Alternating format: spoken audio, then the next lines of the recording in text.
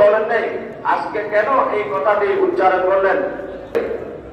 ইতিমধ্যে হযরত জিবরিল আমিন আমার কাছে এসেছেন, একটি কথা বলেছেন, এসে খাওয়ার পর রোজা এবং রোজা রাখার মাধ্যমে, ক্ষমা প্রার্থনা করার মাধ্যমে, তওবা ইস্তিগফারের মাধ্যমে নিজে আমার উম্মতের সবচেয়ে দুর্ভাগা ব্যক্তিদের অন্তর্ভুক্ত, ধ্বংসপ্রাপ্ত ব্যক্তিদের অন্তর্ভুক্ত সত্যি করে আমরা কি করব? রোজা রাখবো, এই মুখের মধ্যে রাখবো।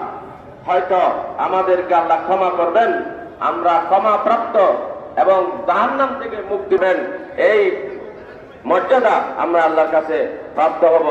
আল্লাহ পাক আমাদের সকলকে তৌফিক দিন। রাব্বিল আলামিন। আসসালামু আলাইকুম ওয়া রাহমাতুল্লাহ।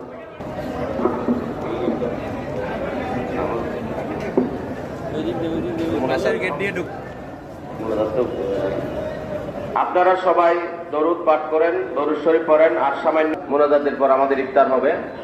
কয়েক মিনিট সময় আছে। আপনি